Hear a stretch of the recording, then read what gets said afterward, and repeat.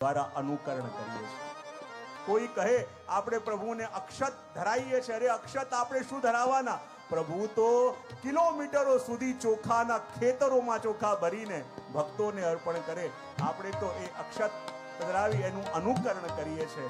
આપણને લાગે પ્રભુના ઝારીજી ભરીએ છે, અરે આ વૃષ્ટિ કરાવીને જલ તો પ્રભુ ભક્તોને આપે છે, આપણે તો અનુકરણ કરીએ છીએ। જ્યારે એનું અનુકરણ જોઈએ ને, આપણે તો એક પુષ્પ પધરાઈએ, એક માલાજી પધરાઈએ, પણ પ્રભુ તો એ જ ફૂલોના બગીચા આપણા માટે ભરી દે છે। આપણે તો પુષ્પની માળા પધરાવીને એનું અનુકરણ કરીએ છીએ। અને જેવું સર્જન ભગવાન કરે એવું કોણ કરી શકે? અને એટલા માટે તો આગળ વર્ણન કરતા કહે, પંચ ધાતુનો પૂતળું બનેલું રે, પંચ ધાતુનો પૂતળું બનેલું રે,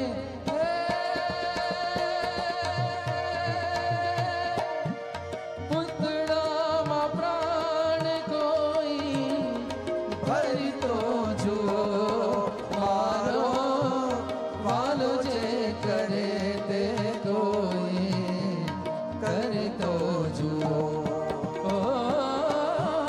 કરતો જુઓ રે કોઈ કરતો જુઓ, મારો વાલો જે કરે તે કોઈ કરતો જુઓ। આ પંચ ધાતુનું પૂતળું જોવા જઈએ ને તો આ પંચ ધાતુથી વધારે બીજું કાંઈ નથી। અને પ્રભુએ જ્યારે આ પૂતળાની અંદર પ્રાણ પૂર્યા ત્યારે એની કિંમત છે। જે દિવસે આ પ્રાણ અંદરથી ગયા, આપણું બધું ચાલ્યું જશે, આપણું નામે ચાલ્યું જશે। પ્રાણ ગયા ત્યાં સુધી બધા સન્માન છે, જે દિવસે પ્રાણ ગયા ને આપણું નામે નહીં રહે। લોકો કહેશે કે બોડીને લઈ આવો ને બોડીને લઈ જાઓ, જ્યાં સુધી પ્રાણ છે આ દેહની કિંમત છે। આ પંચ મહાભૂતોનું બનેલું દેહ, ઘણી વાર આ પ્રસંગ કહેતો હું ને, પહેલી વાર જ્યારે લંડનમાં ગયા હતા એ વખતે પેલું મેડમ તુષાર ત્યાં બનેલું હતું, વેક્સ મ્યુઝિયમ, ત્યાં બધાના બિલકુલ આબેહૂબ પૂતળા બનાવવામાં આવે, તો અમને જોવા લઈ ગયા હતા। અમે અંદર ઊભા હતા અને જોડે આવેલા વૈષ્ણવ ક્યાંક આગા પાછા થયા હશે, મેં તો આ જ વસ્ત્ર પહેર્યા હતા, એક બેગ હતું અને હું પણ ઊભો હતો, તો બે યુરોપિયન આવ્યા, એમને લાગે કે આ પણ પૂતળું હશે, એટલે આવીને બાજુમાં ઊભા થઈ ગયા કે સો રિયલ રિયલ જ છે। આ ફરક એ છે કે આ બધા પૂતળા મનુષ્ય બનાયા છે, આ પ્રભુએ બનાવ્યું છે, અને એમાં પ્રાણ પૂર્યા છે એટલે એની કિંમત છે, અને પ્રાણ પૂર્યા છે માટે એનો મોલ છે। અને એટલા માટે તો આગળ વર્ણન કરતા કહે, સંસાર સાગરમાં મારી નૈયા ડૂબે રે, સંસાર સાગરમાં મારી નૈયા ડૂબે રે,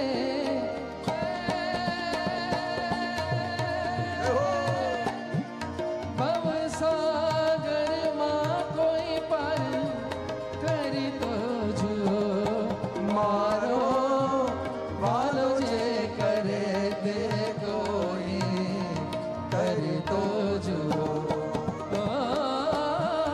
કરી તો જુઓ રે કોઈ કરી તો જુઓ, મારો વાલો જે કરે તે કોઈ કરી તો જુઓ।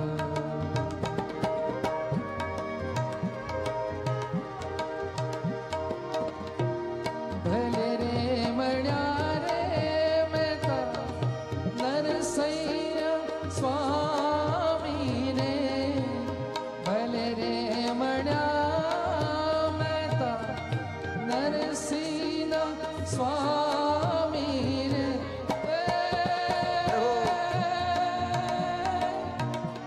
સંતોની જેવી ભક્તિ કરી તો જુઓ, મારો વાલ જે કરે તે કોઈ કરી તો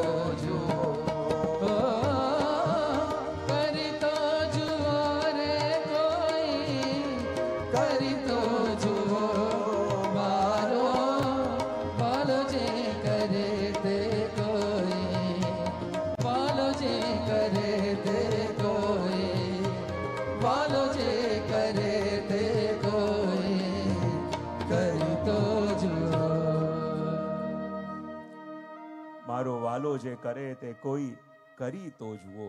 અને ભગવાન શું કરે છે, કેવી રીતે કરે છે, એ પ્રભુના કાર્યનો પરિચય આપ્યો. અને આગળ પ્રભુના સ્વભાવનો પરિચય આપતા કહે, તાપત્રય વિનાશાય શ્રી કૃષ્ણાય વયમ નુમા. જો તાપત્રય વિનાશાય એટલે તાપ કોને કહેવાય? એક હોય પાપ અને એક હોય તાપ. પાપ જ્યારે ફલ આપવા માટે તૈયાર થયા હોય ને ત્યારે એને કહેવાય તાપ. અને એ ત્રિવિધ તાપોને દૂર કરવા એ આપણા પ્રભુનો સ્વભાવ છે. આનું કાયમ કોણ સ્વભાવ કોને કહેવાય? ન કરવાની ઈચ્છા હોય તો એ કરી બેસે, એને કહેવાય સ્વભાવ. અને ભગવાનનો સ્વભાવ કેવો છે? કેવો પણ અધમમાં અધમ જીવ કેમ ન હોય, જ્યારે આવતો હોય પ્રભુ કહે આની ઉપર કૃપા નથી કરવી, કૃપા નથી કરવી, પણ જ્યાં આવીને પ્રભુના ચરણ પકડે અને પ્રભુ એની ઉપર જ વરસી પડે, એ આપણા પ્રભુનો સ્વભાવ. તો એવા ભગવાન શ્રી કૃષ્ણને અમે વંદન કરીએ છીએ. અને આ સચ્ચિદાનંદનો બીજો અર્થ આપણે જોઈએ તો જીવ માત્રની અલ્ટિમેટ ડિઝાયર શું છે? જીવ માત્ર આ જગતમાં આપણે જોઈએ, સવારે ઉઠો ત્યારથી માણસ દોડતો દેખાય કે ન દેખાય? રોડ પર જાય જુઓ, ક્યારે પણ એવું લાગે કે કોઈ જતું નથી, દોડતા દેખાય. બોલે કેમ? બોલે એમને કંઈક પામવું છે. પણ એ વાત ઓર છે કે પામવું શું છે એ ખબર. કેવી સરસ યાત્રા આપણી. આપણે બધા દોડી રહ્યા છે. બોલે કેમ? બોલે કંઈક મેળવવું છે. અને કંઈક એવું મેળવવું છે કે જેને કારણે અંદરના ખાલીપણને ભરી શકીએ. ઘણીવાર લોકો એવા હોય કે બહારથી પણ ખાલી અને અંદરથી પણ ખાલી, એને હજી શાંતિ હોય. કેટલાક એવા હોય કે અંદરથી ભરેલા છે, બહારથી ખાલી, એને પણ શાંતિ હોય. પણ કેટલાક એવા હોય બહાર તો બધું બહુ ભરાઈ રહ્યું છે પણ અંદર ખાલી છે ને, એને ખાલીપો બહુ ખટકે છે. બહારની સમૃદ્ધિ તો ભેગી થઈ રહી છે પણ અંદરનો ખાલીપો ખટકી રહ્યો છે ને, એ માણસને ડિપ્રેસ કરી નાખે. તો આપણને લાગે કે માણસનું અલ્ટિમેટ ગોલ શું છે? મનુષ્યને જોઈએ તો શું જોઈએ? તો બોલે જીવ માત્રની 3 ઈચ્છાઓ છે. બોલે કઈ? સૌથી પહેલી માણસની અંતરની ઈચ્છા શું? બોલે હું સદા રહું, મારું નામ સદા રહે, હું સદા રહું. અને સદા રહેવાની ઈચ્છા એટલે દાન પુણ્ય કરે, ચેરિટી કરે. બોલે આપણા ગયા પછી પણ નામ રહે. માણસની એક ઈચ્છા એ છે કે હું સદા માટે રહું. એ સદા માટે રહેવાની એની ઈચ્છા, એ શું કામના છે? બોલે સત્યની કામના. ભૂ સત્તા એમ કહેવાય ને. બીજી ઈચ્છા માણસની શું? મને બધી ખબર હોવી જોઈએ. બીજી ઈચ્છા શું માણસની? જરા ભાવથી બોલે તો ખરા. મને બધી ખબર. અને આ દુનિયાનું સૌથી અઘરામાં અઘરું સેન્ટેન્સ ખબર છે તમને શું છે? મોટા મોટા જ્ઞાની પણ બોલી શકતા નથી, એટલું અઘરું વાક્ય છે. બોલે શું? બોલે મને આ વાતની ખબર નથી, મને આ આવડતું નથી. આ નાનકડું સેન્ટેન્સ એટલું અઘરું છે ને, મોટા મોટા જ્ઞાનીઓના મુખમાંથી નીકળતું નથી. કારણ કે જીવ માત્રની ડિઝાયર એ છે કે મને બધું આવડવું જોઈએ, મને બધી ખબર હોવી જોઈએ. અને એટલે માણસને જ્યારે પણ ક્લિક થાય કે અહીંયા કોઈક ઇન્ફોર્મેશન છે અને બેચેન થઈ જાય. કોઈક જરાક એમ કહેશે ને બાજુવાળો કે જો કાલે ફલાણો આવું કહેતો હતો, બાકીનું પછી કહીશ, હમણાં ટાઈમ નથી. અને તમે પછી એને બેસવા નહીં દો. ના પહેલેથી કે શું થયું હતું, ના આખી વાત માંડીને કર શું થયું હતું, આવું એને કીધું, શા માટે કીધું, કેમ કીધું હશે. એવું થાય છે કે નહીં? એ શું બતાવે છે? કે જીવ માત્રની બીજી ડિઝાયર છે કે બધું ખબર હોવી જોઈએ. અને બધું ખબર હોવી જોઈએ એ કામના ચિદને મેળવવાની કામના છે. હું હંમેશા રહું એ કામના સત્યને મેળવવાની કામના. મને બધી ખબર હોવી જોઈએ એ કામના ચિદને મેળવવાની કામના. અને ત્રીજી માણસની ઈચ્છા છે કે મને પૂર્ણ અને અખંડ આનંદની પ્રાપ્તિ થાય. બધાની ઈચ્છા છે કે નહીં? બોલે બધું શેના માટે કરીએ છીએ? બોલે ચેનથી, શાંતિથી, સુખથી જીવી શકીએ. આ બધું શેના માટે દોડીએ છીએ? બોલે આનંદથી રહી શકીએ. એટલે ત્રીજી ઈચ્છા માણસની શેની છે? બોલે આનંદની. તો જીવ માત્ર જે દોડી રહ્યો છે એ વાસ્તવમાં ચાહે છે શું? બોલે સચ્ચિદ આનંદ. જીવ માત્ર જે મેળવવા દોડે છે એના મનમાં ઈચ્છા બીજા કશાની નહીં, સચ્ચિદાનંદને મેળવવાની જ કામના છે. એ વાત આની અંદર કહી અને બીજા શ્લોકની અંદર સુદેવજી મહારાજને વંદન કરી રહ્યા છે અને કહી રહ્યા છે, યમ પ્રવ્રજંતમનુપે તમપેત કૃત્યમ દ્વૈપાયનો વિરહતા તર આજુહા પુત્રેતિ તન્મયતયા તરવો વિનેદુ સ્તં સર્વભૂત હૃદયં મુનિમાનતોસ્મિ.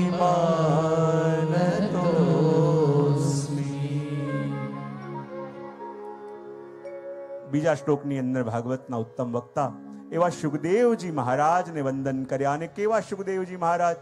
યમ પ્રવ્રજંતમ અનુપેતમ અપેત કૃત્યમ. કેવા સુખદેવજી મહારાજ કે જેમનો હજી યજ્ઞોપવીત ઇત્યાદિ સંસ્કાર પણ થયા નથી અને પિતાનો આશ્રમ છોડીને ભાગી રહ્યા છે. અને એમની પાછળ પાછળ વ્યાસજી પુત્ર મોહમાં, હે પુત્ર રોકાઈ જા, હે પુત્ર રોકાઈ જા એમ કરીને દોડી રહ્યા છે. પણ આજે સુખદેવજીનું ભાગવું પણ વ્યાસજીને વંદનીય લાગે છે. બોલે કેમ? કારણ કે એ જગત માટે નહીં, સ્વયં જગદીશ માટે ભાગી રહ્યા છે. અને જ્યારે સુખદેવજી મહારાજ કેવા છે? સર્વભૂત હૃદય. જ્યારે ભાગતા ભાગતા આગળ વન આવ્યું, વ્યાસજી કહે છે કે હે પુત્ર રોકાઈ જા, હે પુત્ર રોકાઈ જા. પણ ત્યાં સૂક્ષ્મ રૂપે વૃક્ષોની અંદર પ્રવેશ કરી અને ઉત્તર આપે. બોલે કેવી રીતે? જેવા વ્યાસજી વનમાં આવ્યા, બધા વૃક્ષો હલવા લાગ્યા, એમાંથી ફળ પડવા લાગ્યા. અને વૃક્ષો કહે છે કે જુઓ, પાલી પોસીને જેમને મોટા કર્યા એ અમારામાં લાગેલા ફળ અમારા પુત્રવત છે, પણ અમે એનો મોહ છોડી વિશ્વ કલ્યાણ માટે આપી દઈએ છે. એમ હે વ્યાસજી, આપના જીવન વાટિકામાં ખીલેલો આપનો આ પુત્ર સુખદેવજી એ આપની સાધનાનું પરિપક્વ ફલ છે, અને એનો મોહ છોડો અને એમને વિશ્વ કલ્યાણ માટે જવા દો. એવા સુખદેવજી મહારાજને વંદન કરે. કેટલાક આચાર્યો એવો અર્થ કરે પ્રવ્રજંતમ શબ્દથી કે સંન્યાસની કામનાથી ભાગે છે, પણ મહાપ્રભુજી કહે છે કે સંન્યાસની કામનાથી ઘર નથી છોડ્યું, એમણે તો સંગના દોષને કારણે ઘર છોડ્યું છે. જો રહેતા હતા વ્યાસજીના આશ્રમમાં, હવે વ્યાસજીના આશ્રમમાં જે પણ આવાવાળા હતા એ બધા ભગવત ભક્તો અને વૈષ્ણવ હતા કે નહીં? તો પછી એ સંગ માટે તો લોકો તરસે છે, તો પછી એ સંગ છોડીને કેમ ભાગ્યા? તો મહાપ્રભુજી કહે ક્યારેક ક્યારેક દુસ્સંગ બાધક થાય ને, તો ક્યારેક ક્યારેક સંગ પણ બાધક થઈ જાય. અને સંગ બાધક થઈ જાય એટલે રોજ જેની સાથે દર્શન કરવા જતા હો કે રોજ જેની સાથે સત્સંગમાં જતા હો, આજે એને મળવા ગયા અને કહે ચાલ આપણે સત્સંગમાં કે દર્શનમાં જઈએ, અને એને કહ્યું કે મને ફાવે એવું નથી, અને તમે કહો કે તું નથી જતી, તો આગળ કયું સેન્ટેન્સ આવે? હું એ નહીં જાઉં. તો માનવાનું આ સંગ પણ બાધક થયો. જે સંગ આપણને ભગવત સત્સંગ અને ભગવત સેવા છોડાવે ને, તો એ સંગ પણ બાધક થાય. અને સંગ દોષના ભયથી પિતાનો આશ્રમ છોડીને આજે સુખદેવજી મહારાજ ભાગી રહ્યા છે. અને એમના માટે શબ્દ છે મુનિમાન તોસ્મી. મુનિ કોને કહેવાય? મનનશીલ હોય એને તો મુનિ કહેવાય. મુનિ કોને કહેવાય? અસુતા મુનિ. મુનિ કોને કહેવાય? જે જાગી ગયો છે એને કહેવાય મુનિ. આપણને લાગે જાગીએ છે તો આપણે બધા પણ આંખો ખુલી હોવી અને જાગવું એ બંને એક જ કહેવાય કે અલગ અલગ કહેવાય? હા, આંખો તો બધાની ખુલેલી હોય એવું દેખાય છે, પણ જ્યાં સુધી જે જોવા જેવું હોય એ જોઈ શક્યા નથી, તો માનો ખુલેલી આંખે પણ સૂતા છીએ. મુનિ કોને કહેવાય? કે જે જાગી ગયો છે. અને જે આ જગતમાં જાગી જાય ને એ જરા ખતરનાક થઈ જાય. બોલે કેમ? સૂતેલા લોકોને ક્યારે પણ ગમતું નથી કે કોઈ જગાવા વાળો આવે, કોઈ જાગેલો વ્યક્તિ અમારા વચ્ચે આવે. બોલે કેમ? જે જાગી ગયેલો હોય ને એનો સ્વભાવ હોય કે બીજાને સૂતેલા જોઈ ન શકે, અને માણસને નિંદર એટલી વાલી કે જગાવવા માટે એનો પ્રિયમાં પ્રિય વ્યક્તિ આવે ને તો એ દુશ્મન જેવું લાગે. માણસને શું ગમે છે, એને જાગવું નથી. અને જે જાગેલો હોય એનો સ્વભાવ હોય કે કોઈ સૂતેલાને જોઈ ન શકે. તમે જોજો ઘરમાં ઘણી વાર 4 વાગે કોઈની નિંદર ઉડી ગઈ હોય, સુવાનો ટ્રાય કરે અને નિંદર આવતી ન હોય ને તો પછી આખા ઘરની અંદર આંટા મારશે. જાણીને લાઈટ ચાલુ કરશે, બંધ કરશે, ફ્રીજ ખોલશે, જોરથી ફ્રીજ ખોલશે, બંધ કરશે. બોલે કેમ? એ પ્રયત્ન કરશે, બધા ટ્રાય કરી લેશે કે બીજા પણ જાગે. જે વ્યક્તિ જાગી જાય એનો સહજ સ્વભાવ થઈ જાય કે હું બીજાને પણ જગાવું. અને આ જગતમાં જ્યારે પણ કોઈ જગાવવા વાળા આવે ને એ જલ્દી કોઈને ગમતું નથી. અને એટલા માટે આ મુનિ સુખદેવજીને અહીંયા વંદન કર્યા. ત્રીજા શ્લોકમાં આપણને એ નૈમિષારણ્યમાં લઈ જાય છે કે જ્યાં 18 પુરાણોની કથા થઈ અને વર્ણન કરતા કહે છે, નૈમિષે સુતમાસીનમ અભિવાદ્ય મહામતિ કથામૃત રસાસ્વાદ કુશલ શૌનકો બ્રવી. જો નૈમિષારણ્યની અંદર આપણને લઈ જાય છે અને વક્તા અને શ્રોતા એ બંનેનો પરિચય પણ કરાવે છે. નૈમિષારણ્યની અંદર વક્તા કોણ છે? બોલે સૂતજી મહારાજ. કોણ છે? ભાવથી બોલો તો ખરા. અને શ્રોતા કોણ છે? બોલે શૌનકજી મહારાજ. અને શૌનકજી આવીને સૂતજીને વંદન કર્યા. પણ જો વક્તા અને શ્રોતા એ બંનેનો પરિચય બહુ સુંદર રીતે આપ્યો. વક્તા માટે શું કહ્યું? મહામતી. અને શ્રોતા માટે શું કહ્યું? કથામૃત રસા સ્વાદ કુશલા. વક્તા કોણ હોય? કે જેની મહામતી છે. અને મહામતી કોને કહેવાય? કે જ્યારે અહીંયા આવીને બેસે તો પોતાનું ભણેલું કે વાંચેલું આડું આવવા ન દે. જે એને આપવું હોય ને એના માટે નિમિત્ત બનીને બેસી જાય. વક્તા કોને કહેવાય? જે પોતાના અભિપ્રાયો ન આપે, ખાલી અવસર આપે. જેની લીલાનું વર્ણન થઈ રહ્યું છે એ પોતે ભીતર પધારી અને પોતાની વાત કહી જાય. જો જ્યાં સુધી ભરેલો હોય ને ત્યાં સુધી પોતાનું કહેશે, પણ જ્યારે ખાલી થઈ જાય તો અવસર આપશે એને કે જેની વાત થઈ રહી છે એ પોતે આવી પોતાની વાત કહી જાય. એને કહેવાય વક્તા. અને શ્રોતા માટે કહ્યું છે કથા મૃત રસાસ્વાદ કુશલ. એટલે જેને સાંભળવાની કલા આવડી ગઈ છે. અને સાંભળવાની કલા કોને કહેવાય? હજારો વાર એકની એક કથા સાંભળી હોય, પણ જેવી રીતે એક નાનકડું બાળક પહેલી વાર કોઈ વસ્તુને જુએ અને એના ચહેરામાં જેવા વિસ્મયના ભાવ આવી જાય ને એવા વિસ્મયના ભાવો અનેક વાર કથા સાંભળી હોવા છતાં પણ દર વખતે આપણા ચહેરામાં આવે ત્યારે માનવાનું એ શ્રોતા સૌથી ઉત્તમ છે. હમણાં જ ક્યાંક મારી કથા હતી તો એ લોકોએ કહ્યું કે જે અમે તો બિલકુલ આ સુધી વ્યસ્ત લાઈફમાં કથા સાંભળી શક્યા નથી, તો અમારે કથા સાંભળવી હોય તો શું કરવું જોઈએ? મેં કોઈ એક જ વસ્તુ ધ્યાનમાં રાખવાની કે જેણે ઘણી કથા સાંભળી હોય ને એની બાજુમાં જલ્દી બેસવાનું નહીં. એટલે કેમ? સાંભળશે પણ નહીં અને સાંભળવા પણ નહીં દે. અને એટલા માટે કાયમ કહે ને, વિસ્મય જેના ચહેરામાં, હજારો વાર કથા સાંભળી હોય ને તો પણ જ્યારે સામે બેસે એ જ વિસ્મય એના ચહેરામાં દેખાય. જેણે પહેલી વાર સાંભળી રહ્યા છે એ જ આતુરતા જેની આંખોમાં દેખાય, એ જ ભાવો જેના ચહેરામાં દેખાય, તો માનજો આ ઉત્તમ શ્રોતા છે. અને કથામૃત રસાસ્વાદ એટલે શું? કુશળ શ્રોતા કોને કહેવાય? ખાલી કાનોથી ન સાંભળે પણ આંખોથી પણ સાંભળે, એના રોમે રોમથી પણ સાંભળે, એને કહેવાય શ્રોતા. અને સૂતજી આવીને બિરાજમાન થયા અને શૌનકજીએ વંદન કરી એમને પ્રશ્ન પૂછતા કહ્યું, અજ્ઞાનદ્વાંત વિદ્વંસ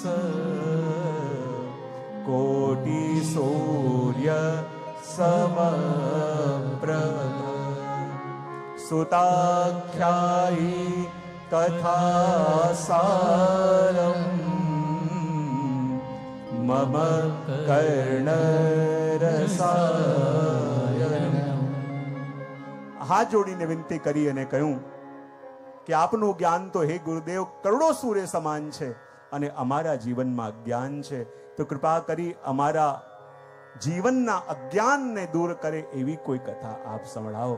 અને કહ્યું કે જુઓ, કૃપા કરીને ભક્તિ, જ્ઞાન અને વૈરાગ્ય અને એનાથી પ્રાપ્ત થતા વિવેકની વૃદ્ધિ કેવી રીતે થાય, કૃપા કરીને એ અમને સમજાવો. જુઓ, જીવનમાં વિવેકની વૃદ્ધિ કરવાની કળા અહીંયા સૂતજી મહારાજની પાસે પૂછી રહ્યા છે. અને અંદર રહેલો વિવેક શું છે? હું કાયમ કહેતો હોઉં કે આપણા બે ગુરુ હોય, એક જે બહારના ગુરુ, જે બાહ્ય ગુરુ છે, અને બીજા આપણા અંતઃગુરુ. અને અંતઃગુરુ કોને કહેવાય? આપણી અંદર રહેલો વિવેક. વિવેક કોને કહેવાય? શું કરાય, શું ન કરાય, ક્યાં જવાય, ક્યાં ન જવાય, શું ખવાય, શું ન ખવાય, એનું જ્ઞાન જે આપણને આપે ને એને કહેવાય વિવેક. અને અંદર રહેલો વિવેક એ આપણો અંતઃગુરુ છે. અને બહારના ગુરુનું કાર્ય શું છે? એના અંતઃગુરુ સાથે એને જોડી દે. કારણ કે જ્યારે પણ આપણે કોઈ સમસ્યા લઈને ગુરુ પાસે પણ જઈએ છે, તો શું ગુરુને પણ આપણે આપણા અંતરની બધી વાત કહી શકતા નથી, પણ અંતર્ગુરુને કહી શકીએ. અને અંતઃગુરુ એનું સમાધાન આપે. અને માટે કહ્યું કે આ વિવેકની વૃદ્ધિ કેમ કરીને થાય એ આપ બતાવો. અને આગળ પૂછું, કૃપા કરીને બતાવો, આપ તો ગુરુ છો. કદાચ કોઈને ચિંતામણી મળે, કદાચ સ્વર્ગનું કલ્પ વૃક્ષ મળે, તો પણ આપીને લૌકિક યા સ્વર્ગની વસ્તુ આપશે. પણ આપ તો ગુરુ છો, અને ગુરુ કૃપા કરે તો યોગીઓને પણ દુર્લભ એવું ભગવાન વૈકુંઠનાથ પણ આપી દે. કૃપા કરીને બતાવો. અને ત્યારે સૂતજી ઉત્તર આપતા કહે છે, પ્રશ્નોના જવાબ આપતા સૂતજી મહારાજ કહી રહ્યા છે, કાલ વ્યાલ મુખ ત્રાસ નિર્નાશ હેતવે શ્રીમદ ભાગવતમ શાસ્ત્રમ કલૌ ગીરે નભાષિતમ. વર્ણન કરતા કહે છે કે કાલ વ્યાલ મુખગ્રાસ ત્રાસ નિર્ણાશ હેતવે. જો આ શ્લોકની અંદર છે ને, સૂતજી મહારાજે આપણને આપણા જીવનની સાચી સ્થિતિ બતાવી છે. આપણે લોકોની સ્થિતિનું મૂલ્યાંકન એના લૌકિક વિકાસ સાથે કરતા હોઈએ છીએ કે ના, એની બહુ સારી સ્થિતિમાં રહે છે, બહુ સારી સ્થિતિમાં છે. પણ જીવ માત્રની સાચી સ્થિતિ શું છે ને, એનો પરિચય આપણને સૂતજી આ શ્લોકમાં કરે છે કે કાલ વ્યાલ મુખગ્રાસ ત્રાસ નિર્ણાશ હેતવે. કે આપણા બધાની સ્થિતિ શું છે? તો કહે કાળ રૂપી સર્પે પોતાનું મોઢું ખોલેલું છે. અને આપણા બધાના ચહેરા એ કાળ રૂપી સર્પના મુખની અંદર છે. કઈ ઘડીએ એણે પોતાનું મુખ બંધ કર્યું અને આપણો ખેલ ખતમ એ આપણે જાણતા નથી. પણ અહીંયા સૂતજી કહે, જુઓ તો ખરા જગતનું કેવું આશ્ચર્ય. આપણા બધાના મુખ પેલા કાળરૂપી સર્પના મુખમાં છે, પણ બહાર રહેલા બંને હાથોથી જગતની વસ્તુ ભેગી કરવામાં લાગ્યા છીએ. આ મેળવી લઈએ, પેલું મેળવી લઈએ. અરે એક ઘડીની વાર લાગે જ્યાં એણે મુખ બંધ કર્યું અને આપણા બધા પ્લાનિંગ એમને એમ રહી જાય. અને કહ્યું કે કાળને પણ સર્પની ઉપમા આપવામાં આવી છે. તમે જંગલમાં ઉભા હો, ક્યાંકથી હાથી આવે કે સિંહ આવે, તમે સાવધાન થઈ જાઓ, પણ સર્પ ક્યારે આવે અને ક્યારે આવીને ડસી જાય આપણે જાણતા નથી. અને કહ્યું કે જો સુખદેવજી પાસે ખાલી 7 દિવસ હતા ને, અહીંયા કહે સુખદેવજીથી ભાગ્યશાળી કોઈ વ્યક્તિ થયો નથી. એટલા માટે નહીં કે એમની પાસે ખાલી 7 દિવસ હતા, એટલા માટે કે એમની પાસે ગેરંટી હતી કે 7 દિવસની અંદર મને કંઈ થવાનું નથી. પણ આપણી પાસે એવી કોઈ ગેરંટી નથી. તો કહ્યું કાલ વ્યાલ મુખગ્રાસ ત્રાસ નિર્ણાશ હેતવે. આપણે બધા કાળના મુખનો કોળિયો બનેલા છે. કઈ ક્ષણે એને પોતાનું મુખ બંધ કર્યું અને આપણો ખેલ ખતમ. અને કહેવાય એ કાળના મુખથી બચાવવા વાળો સહારો કોઈ હોય, એ કાળના મુખમાંથી પણ બચાવીને ખેંચીને લઈ આવે એવો સહારો કોઈ હોય તો શ્રીમદ ભાગવત છે. અને ભાગવતનું અધ્યયન કરીએ, ભાગવતનું દર્શન કરીએ તો એ કાળના મુખમાંથી પણ આપણને ખેંચીને લઈ આવે. અને આ ભાગવત શું છે તો વર્ણન કરતા આગળ કહે एतस्माद् परं किञ्चित् मनः शुद्धैः न विद्यते जन्मान्तरे भवेत् पुण्यं तदा भागवतं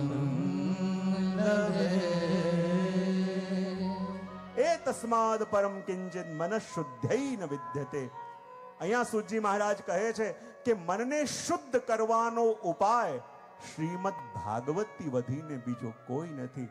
માણસ જપ કરે, તપ કરે, વ્રત કરે, કીર્તન કરે, બધું કરે, પણ જ્યારે ભાગવતમાં આવીને ઈચ્છાએ અનિચ્છાએ ભાવે કુભાવે પણ વ્યક્તિ બેસે છે ને, તો એના મનની શુદ્ધિ જેવી શ્રીમદ ભાગવતમાં થાય છે એ બીજે ક્યાંય થતી નથી.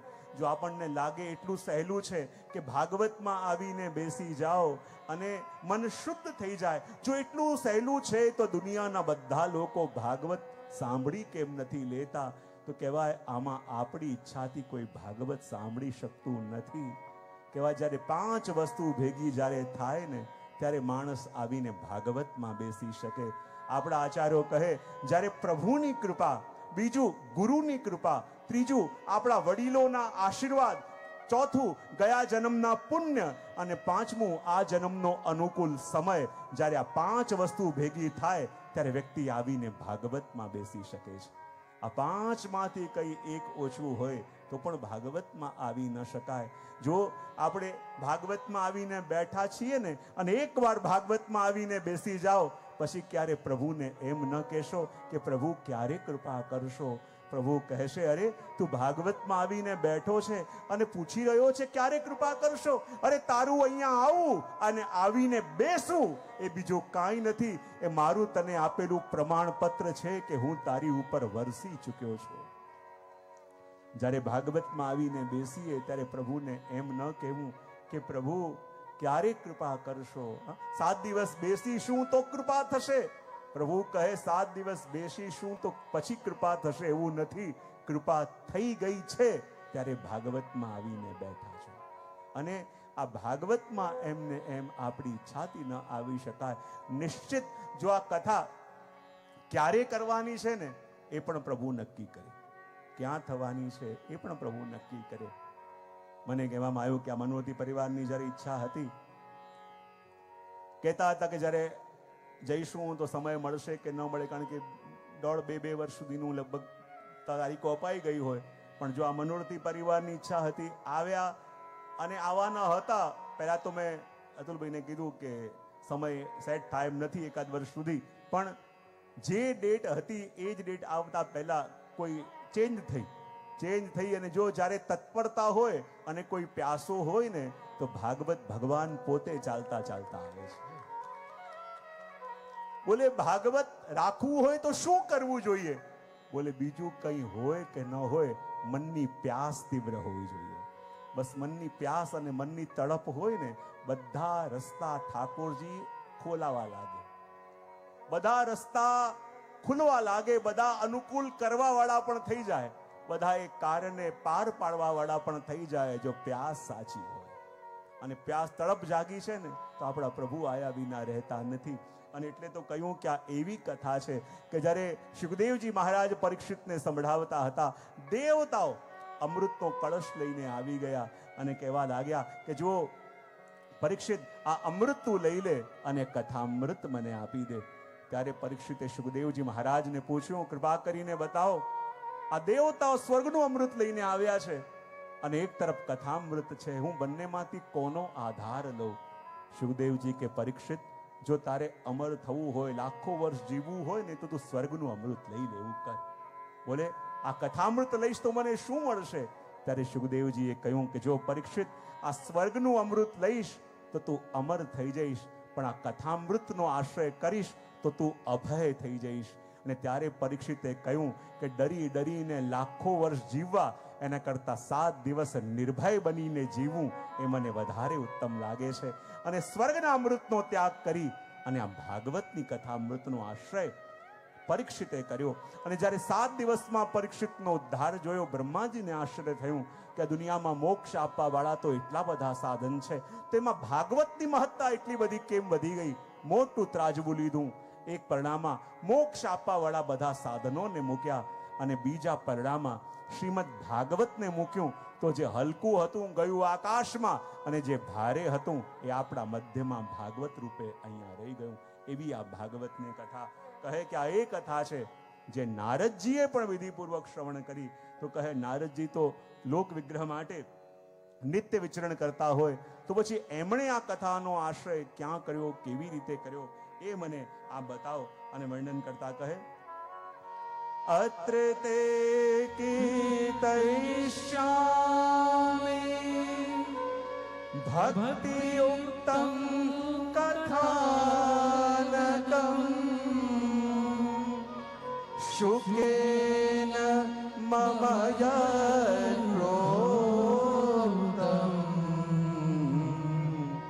રહસ્ય વિચાર્ય ચ.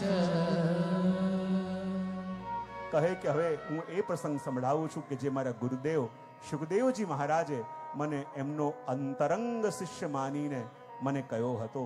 વર્ણન કરતા કહે કે એકવાર જ્યારે નારદજી સત્સંગની કામના માટે બદ્રિકાશ્રમ પધાર્યા, શું જોયું? સામેથી સનત કુમારો આવી રહ્યા છે. એક તરફથી સનત કુમારો સત્સંગ માટે પધાર્યા છે અને સામેથી નારદજી આવી રહ્યા છે. પણ જે નારદજી સદા આનંદમાં દેખાય, પ્રભુનું નામ લેતા દેખાય, પ્રભુના ગુણગાન ગાતા દેખાય, પણ એ નારદજીનું મુખ આજે ઉદાસ છે, મનમાં ચિંતા હોય એવું લાગે છે. અને જ્યારે સનત કુમારોને મળ્યા, સનત કુમારોએ કહ્યું, અરે આપ ક્યાંથી આવી રહ્યા છો? ક્યાં જવા માંગો છો? અને આપના મુખમાં ઉદાસી કેમ છે? જો અહીંયા નારદજી એનો જવાબ પણ આપે છે કે હું ક્યાંથી આવી રહ્યો છું. અહમ તુ પૃથ્વીમ યાતો, કહે છે કે હું પૃથ્વીનું પરિભ્રમણ કરવા ગયો હતો. ક્યાં ક્યાં ગયા હતા એ પણ ખબર હતી અને ક્યાં જવાનું છે એ પણ ખબર હતી, અને છતાં ઉદાસ હતા. એટલે સનત કુમારોને આશ્ચર્ય થયું. આશ્ચર્ય એટલા માટે થયું કે આ જગતમાં માણસ ચિંતિત એ જ હોય છે જેને ખબર નથી હોતી કે ક્યાં જવાનું છે અને ખબર નથી હોતી ક્યાંથી આવ્યો છું. જો આપણે એવા યાત્રી છીએ જે ટિકિટ લઈને ટ્રેનમાં, આ જીવનની ટ્રેનમાં બેસી તો ગયા છે, પણ કદાચ કોઈ ટીસી આવીને પૂછે, ભાઈ ક્યાંથી આવો છો, તો આપણી પાસે એનો ઉત્તર નથી. અને ક્યાં જવાના છો એનો ઉત્તર આપણી પાસે નથી. તો ચિંતા એને હોય કે જે ક્યાંથી આવી રહ્યો છે જવાબ ન હોય, અને ક્યાં જવાનું છે એનો ઉત્તર એની પાસે ન હોય. પણ નારદજી પાસે છે અને છતાં ચિંતિત છે. પૂછ્યું, અહમ તો પૃથ્વીમ યાતો જ્ઞાત્વા સર્વોત્તમામિતિ. બોલે હું પૃથ્વીનું પરિભ્રમણ કરવા ગયો હતો. અચ્છા, ક્યાં ક્યાં ગયા? હરિદ્વાર ગયો, કુરુક્ષેત્ર ગયો, રામેશ્વર ગયો, અને આ બધા સ્થાનોમાં જઈને હું આવી રહ્યો છું. ત્યારે સનત કુમારો કહે કે તીર્થમાં માણસ જઈને આવે તો તીર્થ જેવો નિશ્ચિંત અને પવિત્ર થઈને આવે, અને આપ તીર્થમાંથી આવી રહ્યા છો પણ આ બધી ચિંતાઓ લઈને કેમ આવ્યા? ત્યારે નારદજીએ કહ્યું, શું બતાવો? તીર્થોમાં ગયો તો ખરા, પણ જે જોવા ગયો એ તો ન દેખાયો, પણ જે જોવાની કામના નથી એ બધું સામે દેખાયું, અને એને કારણે મને ચિંતા થઈ રહી છે. બોલે શું જોયું? તો કહે, સત્યમ નાસ્તિ તપસ્યોચમ દયાદાનમ ન વિદ્યતે. સત્યમ નાસ્તિ તપસ્યોચમ દયાદાનમ ન વિદ્યતે. બોલે પૃથ્વીમાં જ્યારે ગયો ને તો મેં પહેલા શું જોયું કે ક્યાંય સત્ય રહ્યું નથી.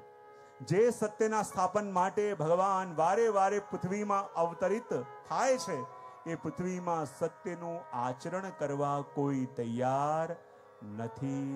અને જે સત્યનું આચરણ કરતા હોય એને લોકો સલાહ આપવા માટે આવે, જો બહુ સાચો બનીને રહીશ તો આ દુનિયામાં તારું કાંઈ થશે. બહુ સરસ. પોતે તો સત્યનું પાલન કરતા નથી, જે કરે એને કરવા દેતા નથી. તો કહે, સત્યમ નાસ્તિ તપસ્યોચમ. આ દુનિયામાં ક્યાંય તપ પણ રહ્યું નથી. અને તપ રહ્યું નથી એટલે શું? તપ કોને કહેવાય? હું ઘણી વાર કહું ને, જંગલમાં જઈને ખાલી તપ કરવું એ તપ નથી. પણ તપ કોને કહેવાય? પ્રભુએ જેવી પરિસ્થિતિ આપણને આપી, પ્રભુએ જેવી વ્યવસ્થા આપણને આપી, પ્રભુએ જેવા લોકોનો સંગ આપણને આપ્યો, એને પ્રભુની કૃપા માની જીવન જીવીને બતાવીએ ને તો પણ એ આપણું તપ છે. જો આ જગતમાં તપ કોને કહેવાય? તપ કોને કહેવાય? તો કહેવાય ને, તપની સાધી અને સીચી વ્યાખ્યા શું છે? આ દુનિયામાં માણસ દુખી કેમ છે? બોલે માણસના દુખી હોવાનું એક જ કારણ છે. બોલે શું? બોલે જે મળ્યું છે એનાથી અસંતોષ, અને જે મળે એમ નથી એની કામના. આજે માણસના દુઃખનું કારણ શું છે? જરા ભાવથી બોલો. જે મળ્યું છે એનાથી અસંતોષ, અને જે મળે એમ નથી એની હંમેશા કામના કરતો હોય છે. અને એટલા માટે માણસને બધું મળ્યું હોવા છતાં પણ એને માણી શકતો નથી. જો આ દુનિયામાં જેની પાસે ઓછું હોય એને સુખી કરાય, પણ જેને ઓછું જ પડે એને કોઈ સુખી કરી શકતું નથી. જો અને એટલા માટે તો કહેવામાં આવે છે કે સત્યમ નાસ્તિ તપસ્યોચમ દયા દાનમ ન વિદ્યતે. ક્યાંય દયા રહી નથી, ક્યાંય દાન રહ્યું નથી. અને ઉદરમ ભરીનો જીવા વરા કાકુટ ભાષિણા. અને માણસ કેમે કરીને બસ પોતાનું પેટ ભરી લેવું, એને જ પોતાના જીવનની સૌથી મોટી હોશિયારી માનવા લાગ્યો. અને આ જગતની અંદર કહેવાય ને, માણસની ભાષા પણ બહુ કડવી થઈ. અને ભાષા પણ કડવી થઈ જ્યારે બોલતો હોય. અને જો આ દુનિયામાં હંમેશા માણસ બગાડે છે તો કંઈક કરીને ઓછું બગાડે છે, પણ બોલીને વધારે બગાડી દેશે કે નહીં? હા કે ના તો પાડો. શેની હા પાડી? હા, બોલીને બગાડે છે. અને કહેવાય ને કે આ શબ્દો પણ કેવા છે? બોલે શબ્દો પણ સામગ્રી જેવા છે. શબ્દો કેવા છે?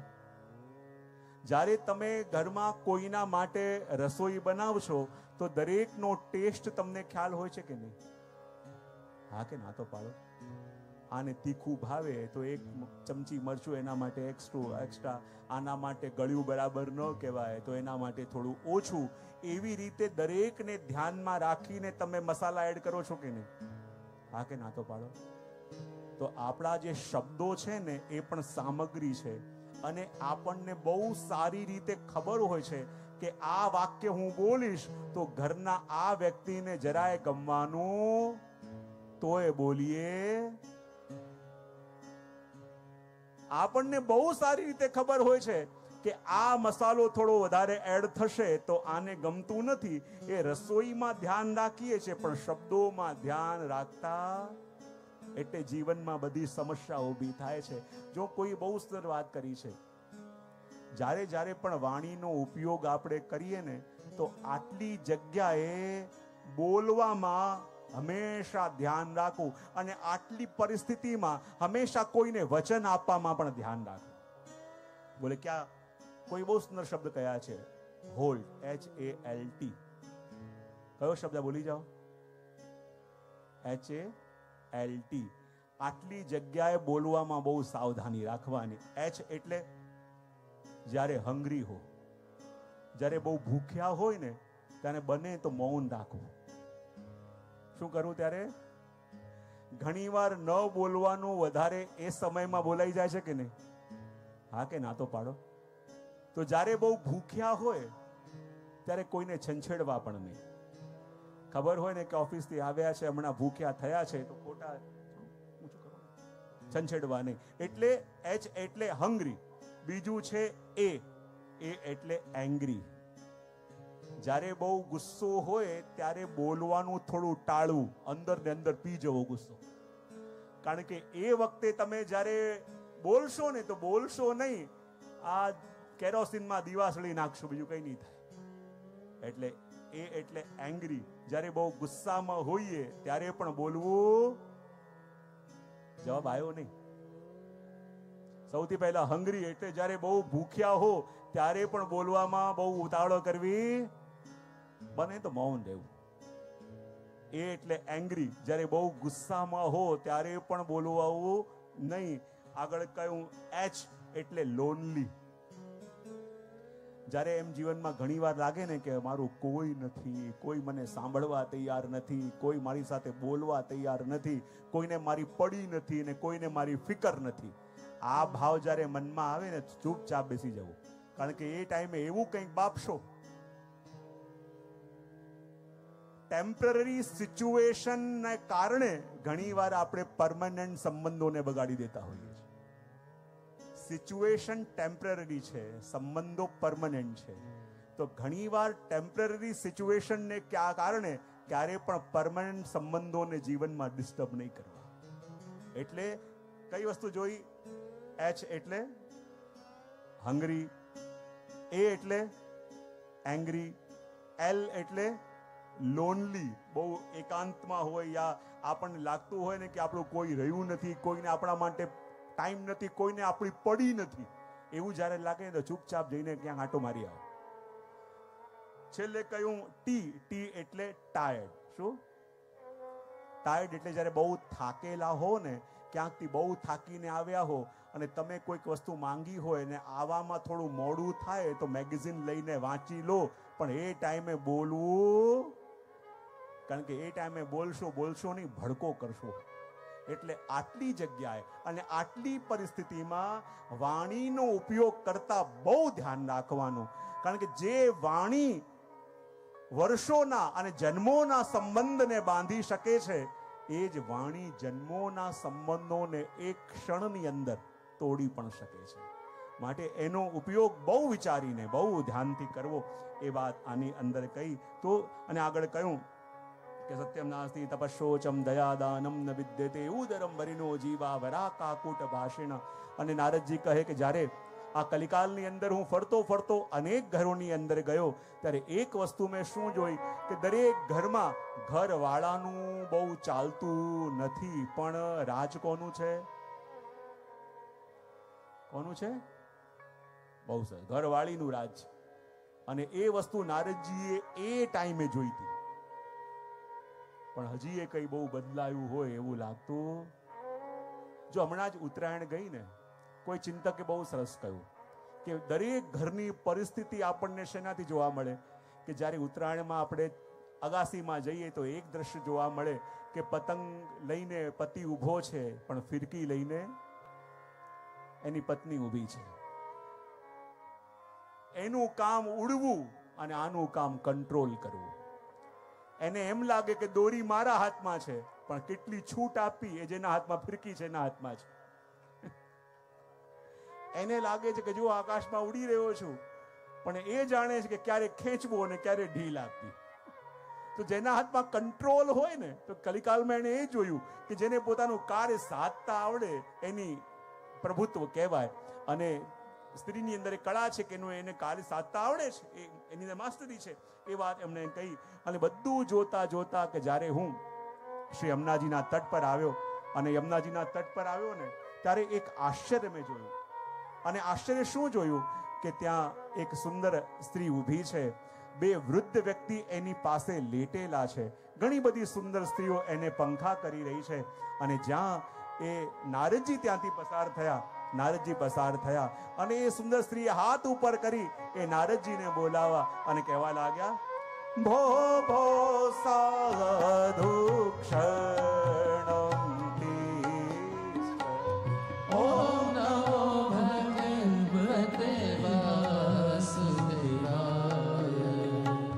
ભો ભો સાધુ ક્ષણમ તિષ્ઠ. ઓમ નમો ભગવતે વાસુદેવાય. મત ચિંતા પીનાશય. ઓમ નમો ભગવતે વાસુદેવાય. ભો ભો સાધુ ક્ષણમ તિષ્ઠ. ઓમ નમો ભગવતે વાસુદેવાય. નારદજી કહે, સ્ત્રી મને જોતાની સાથે કહેવા લાગી, ભો ભો સાધુ ક્ષણમ તિષ્ઠ. હે સાધુ, એક ક્ષણ માટે ઉભા રહો. કારણ કે આપના દર્શન કરીને મારા મનની બધી ચિંતાઓ શાંત થઈ રહી છે એવું લાગી રહ્યું છે. આપના દર્શન માત્રથી મારા બધા જ પ્રશ્નોનો સમાધાન મને મળી રહ્યું છે એવું લાગી રહ્યું છે. હે સાધુ, એક ક્ષણ માટે આપ ઉભા રહો. ત્યારે નારદજીએ પૂછ્યું, દેવી આપ કોણ છો? આ સુંદર સ્ત્રીઓ આપને પંખા કરી રહી છે એ કોણ છે? આ બે વૃદ્ધ વ્યક્તિ અહીંયા લેટેલા છે એ કોણ છે? અને ત્યારે પેલી સ્ત્રી પોતાનો પરિચય આપતા કહે છે, જાણો છો હું કોણ છું? બોલે કોણ છું? તો પરિચય આપતા કહે, અહમ ભક્તિ ઇતિ ખ્યાતા. ઓમ નમો ભગવતે વાસુદેવાય. ઈમો મે તન યૌમતા. ઓમ નમો ભગવતે વાસુદેવાય. અહમ ભક્તિ રીતિ ખ્યાતા ઈમો મે તનયો મતો. બોલે હું સ્વયં ભક્તિ મહારાની છું. અને આ બે વૃદ્ધ વ્યક્તિ જે લેટેલા છે એ મારા માનેલા પુત્ર જ્ઞાન અને વૈરાગ્ય છે. આ જે સુંદર સ્ત્રીઓ મને પંખા કરી રહી છે એ ગંગાદી નદીઓ છે. નારદજી કહે, સ્વયં આપ ભક્તિ મહારાની, જ્ઞાન અને વૈરાગ્ય એ આપના પુત્ર. ગંગાદી નદીઓ આપની સેવા કરી રહી હોય પછી આપને વળી ચિંતા કેવી?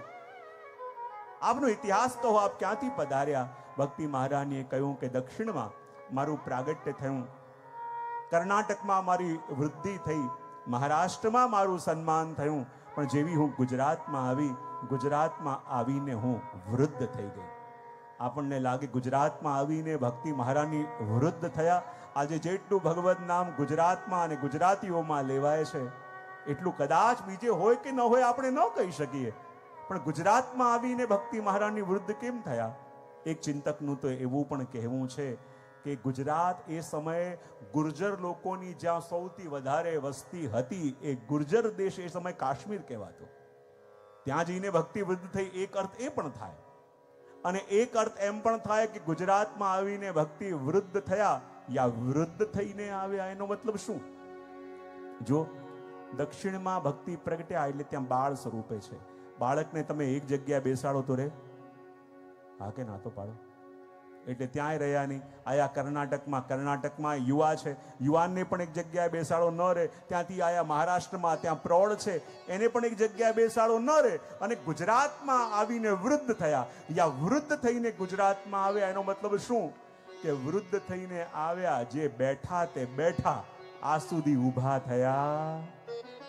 અને એટલે તો સ્વયં ભગવાનને પણ વ્રજથી અહીંયા આવીને પોતાની રાજધાની ગુજરાતમાં બનાવવી પડી, કારણ કે અહીંયા ભક્તિ મહારાણી આવીને બેઠા છે.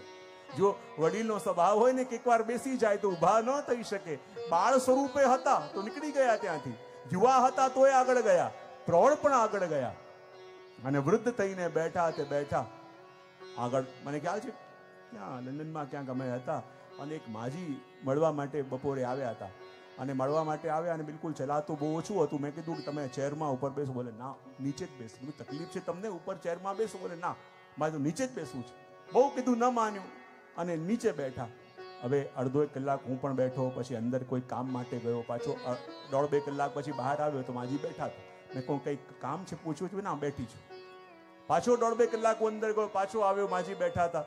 મેં કહ્યું તમારે કંઈક કામ છે? બોલે કામ તો નથી, પણ હવે ઊભા થવાતું નથી, એ મારે ઊભા કરવા પડ્યા. તો આ ભક્તિ મહારાણી જ્યારે વૃદ્ધ થઈને ગુજરાતમાં આવ્યા, એનો મતલબ શું? જે આવીને બેઠા તે બેઠા, આજ પછી ક્યારે ઊભા થયા? સદા માટે બેસી ગયા. પણ ભાગવતના અર્થ પ્રમાણે તો ગુજરાતમાં આવીને વૃદ્ધ થયા. અને જ્યારે વૃદ્ધ થયા તો ભક્તિ મહારાણી દુઃખી થયા. અને દુઃખી થયા તો ખરા, પણ થયું એવું, ત્યાંથી ચાલતા ચાલતા ભક્તિ મહારાણી કહે, જ્યારે અમે વૃંદાવન ગયા, અને જ્યારે વૃંદાવન ગયા તો વૃંદાવનની ભૂમિનો એવો પ્રભાવ, વૃંદાવનની ભૂમિનો એવો પ્રભાવ કે ત્યાં તો હું યુવા થઈ ગઈ અને મારા બંને દીકરાઓ વૃદ્ધ થયા. તો કૃપા કરીને બતાવો, આ જગતની અંદર કોઈ પણ મા બાપ હોય ને, એમના સંતાનોને સુખી જોઈને પોતે સુખી થાય. સંતાનોના જીવનમાં સુખ ન હોય તો માતા પિતા સુખી થઈ શકતા નથી. તો ભક્તિ મહારાણી કહે, હું તો વૃંદાવનમાં આવીને 16 વર્ષની યુવા થઈ ગઈ, પણ મારા બંને દીકરાઓ જ્ઞાન અને વૈરાગ્ય વૃદ્ધ થયા છે. તો કૃપા કરીને બતાવો અમારા દુઃખનું કારણ શું છે. અને ત્યારે દુઃખનું કારણ જોવા માટે નારદજી અંતર્મુખ થયા અને અંતર્મુખ થઈને કહે છે, શૃણુષ્વ વહિતા બાલે, શૃણુષ્વ વહિતા બાલે, યોગોયમ દારુણ કરી. હે ભક્તિ મહારાની, તમારા દુઃખનું કારણ બીજું કાંઈ નહીં, આ દુઃખનું કારણ કલયુગ છે. અને જ્યારે કલયુગ આવ્યો ને, તો કલયુગે સૌથી મોટું શું કર્યું? દરેક વ્યક્તિના જેવા ધર્મ અને જેવું એનું ફંક્શન હતું ને, ફંક્શન ચેન્જ કરી નાખ્યું. અને જે વ્યક્તિએ જે કરવું જોઈતું હતું એનાથી વિપરીત કરવા લાગ્યો. અને માટે ભક્તિ મહારાની આપ અને આપના પુત્રો દુઃખી થયા. પણ જ્યારે આપ વૃંદાવન ગયા તો વૃંદાવનની ભૂમિ તો એવી ધન્ય છે કે આજે ત્યાં પણ ઠાકોરજી વેણુનાદ આજે પણ કરે. અને વેણુનાદનું શ્રવણ કરીને આજે પણ ગોપીઓ ભાગતી ભાગતી પ્રભુની પાસે આવે છે. અને એ પ્રેમ ભૂમિ વૃંદાવનમાં ગયા તો ભક્તિ મહારાની આપ યુવા થઈ ગયા. અને વૃંદાવન તો એ ભૂમિ છે ને કે જ્યારે ભગવાનના સખાઓએ પ્રભુને કહ્યું, પ્રભુ આપ તો વૈકુંઠમાં રહેવા વાળા છો, તો ક્યારેક પ્રભુ આપના વૈકુંઠના દર્શન પણ અમને કરાવો. ભગવાન કે ઠીક છે, આંખો બંધ કરો. બધાએ આંખો બંધ કરી અને ભગવાને વૈકુંઠના દર્શન કરાવ્યા. શું જોયું? મોટા સિંહાસનમાં ઠાકોરજી અને સ્વામીજી વિરાજે છે. મોટા મોટા દેવતાઓ સ્તુતિ કરે છે. એ જોઈને આ બધા સખાઓ કાંપી ગયા અને કહેવા લાગ્યા, પ્રભુ અમારે વૈકુંઠ નથી જવું, અમારે તો આ વૃંદાવનનો લાલો સારો. જ્યારે મળીએ મળી શકીએ, જ્યારે વાતો કરવી હોય મીઠી વાતો કરી શકીએ, આપનો હાથ પકડી નાચી શકીએ. પ્રભુ જે સુખ અમારા વૃંદાવનમાં છે એ તો પ્રભુ વૈકુંઠમાં પણ નથી. અને એટલા માટે તો આપણા ગુજરાતના ભક્તોએ ગાયું છે અને કહ્યું છે, હે મારું વનરાવન છે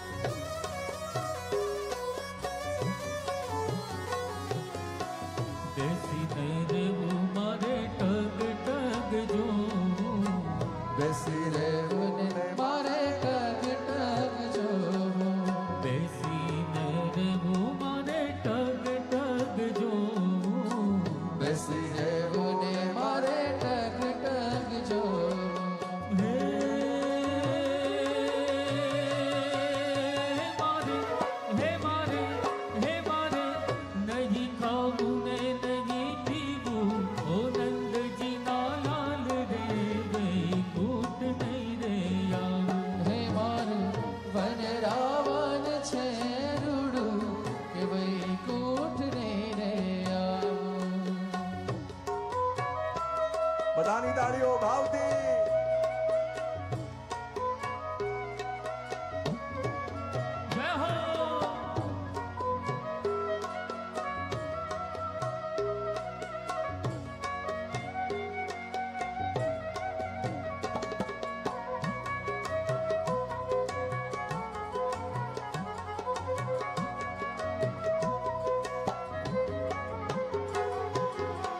સ્વર્ગના લોક છે અતિ ઘણા કુડા સ્વર્ગના લોક છે અતિ ઘણા કુડા સ્વર્ગના લોક છે અતિ ઘણા કુડા સ્વર્ગના લોક છે અતિ ઘણા કુડા હે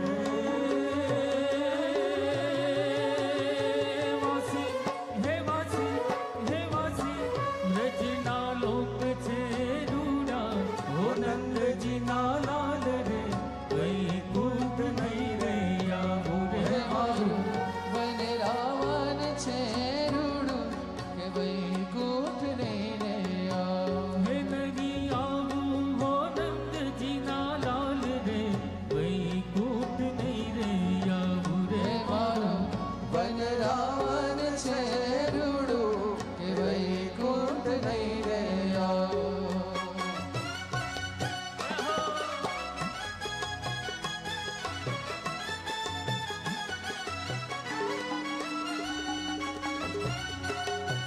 જય હો.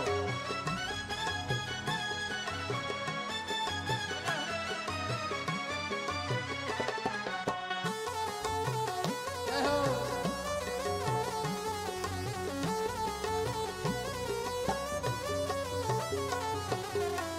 જન્મા જાઉં ત્યારે એકલી રે જાઉં જન્મા જાઉં ત્યારે એકલી રે જાઉં જન્મા જાઉં ત્યારે એકલી રે જાઉં જન્મા જાઉં ત્યારે એકલી રે જાઉં હે હું તો જય હો. હે હું તો જય હો. હે હું તો બંસરીનો નાદ સુણી આવું ઓ નંદજીના લાલ રે કઈ કૂટ નહીં રે આવું રે હે મારું વનરાવન છે રૂડું કે વૈકુંઠ નહીં રે આવ હે મારું વન રાવણ છે રૂડું ને વૈકુંઠ નહીં રે આવું जय हो.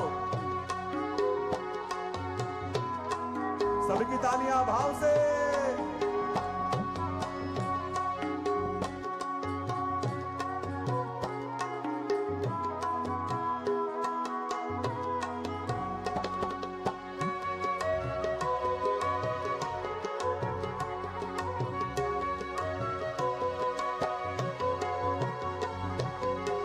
મહેતા નરસિંહના સ્વામી શામળિયા મહેતા નરસિંહના સ્વામી શામળિયા મહેતા નરસિંહના સ્વામી શામળિયા મહેતા નરસિંહના સ્વામી શામળિયા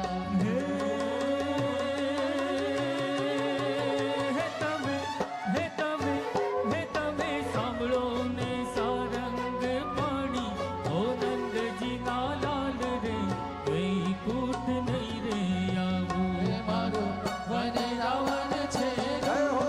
વૈકુંઠ નહીં રે આવું હે મારું વનરાવન છે રૂડું કે વૈકુંઠ નહીં રે આવ નહીં હે નહીં આવું હો નંદજીના લાલ રે વૈકુંઠ નહીં રે આવું હે રે મારું વનરાવન છે રૂડું કે વૈકુંઠ નહીં રે આવ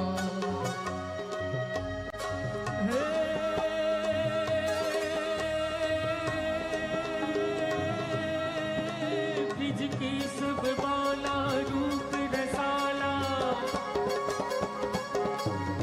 ब्रिज की सब बाला रूप रसाला गरी के हाला बनवाला बनवाला आए नहीं आला कृष्ण कृपाला बंसी वाला बनवाला आए नहीं आला कृष्ण कृपाला बंसी वाला बनवाला कानड़ सुखकारी मित्र मुरारी गए बिसारी गिरधारी रे गिर गए बिसारी गिरधारी हे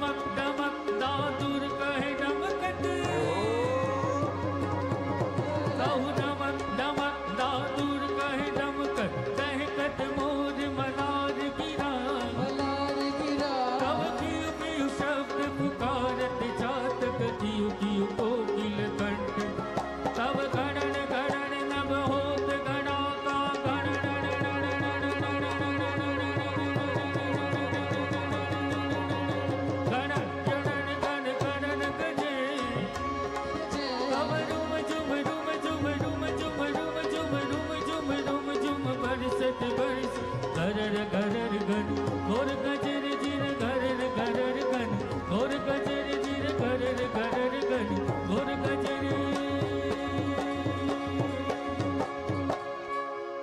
બોલે કૃષ્ણ કનૈયા. લાલ કી જય. બધા પોતાનું સ્થાન ગ્રહણ કરી લો.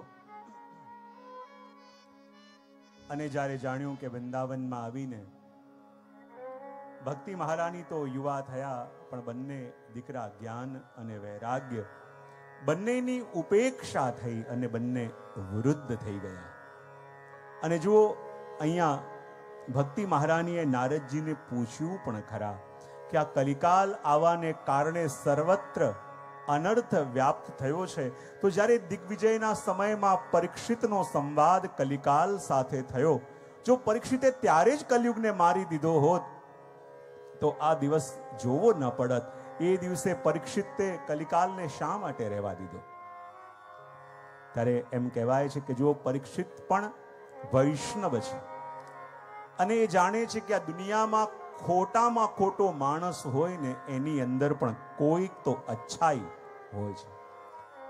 જો આ દુનિયામાં 100% ખોટું કોઈ નથી, પર્સન્ટેજ હોઈ શકે 30% ખોટો છે, 40% ખોટો છે, 50% ખોટો છે, પણ 100% ખોટો આ દુનિયામાં કોઈ નથી. ઘણીવાર વિનોદમાં કહેતો હોઉં ને કે બંધ પડેલી ઘડિયાળ હોય ને એ પણ દિવસમાં 2 વાર સાચા ટાઈમ બતાવે. ઘરે જઈને સમજાશે. આ દુનિયામાં કોઈ ખોટું નથી.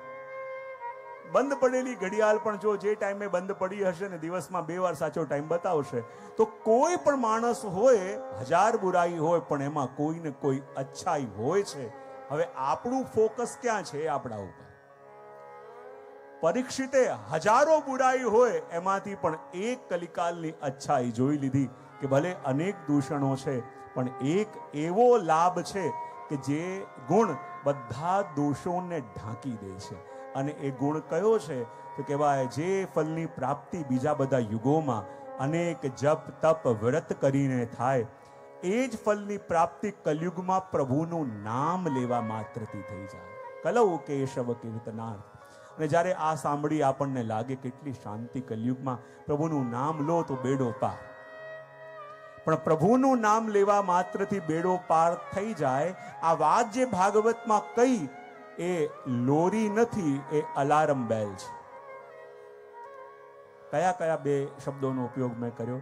એક લોરી અને બીજું અલાર્મ બેલ. લોરી ક્યારે ગવાય? લોરી એટલે આપણે કહીએ ને હાલરડું. જ્યારે બાળકને સુવાડવાનું હોય ને ત્યારે જે ગવાય એને લોરી કહેવાય, અને સૂતેલાને જગાડવા માટે જે વાગે એને અલાર્મ બેલ કહેવાય. તો કલિકાલમાં પ્રભુનું નામ લેવા માત્રથી જીવનો કલ્યાણ થઈ જશે. એ આપણને નિશ્ચિંત કરવા માટે નહીં, એ આપણને જાગૃત કરવા માટે કહ્યું છે. જાગૃત કરવા માટે એટલા માટે કહ્યું છે કે આ કલિકાલ જ્યારે આવે ત્યારે પ્રભુનું નામ તમારા મુખમાં લાવીને તો જોજો, એવો માહોલ થશે, એવી પરિસ્થિતિ આવી જશે કે તમે ચાહતા હશો કે પ્રભુનું નામ લો, પણ એવી પરિસ્થિતિ આવશે કે ચાહીને પણ લઈ નહીં શકો. આ કલિકાલમાં વ્યક્તિ પ્રયત્ન નથી કરતો કે ઈચ્છા નથી લાવતો, એવું નથી. ઈચ્છા તો થાય છે એની કે પ્રભુનું નામ લઈએ, પ્રભુનું કાર્ય કરીએ, પણ એવી પરિસ્થિતિમાં મુકાઈ જાય છે કે ચાહીને પણ કહી શકતો નથી. તો પછી પ્રભુનું નામ લેવું એ પણ બહુ મોટી વાત હશે. પ્રભુનું નામ આવી નહીં શકે, અને આવશે તો આ દુનિયાના લોકો રહેવા નહીં દે. જરાક જીવનમાં કંઈક બનશે અને લોકો કહેશે, અરે તમે તો આટલું આટલું પ્રભુનું નામ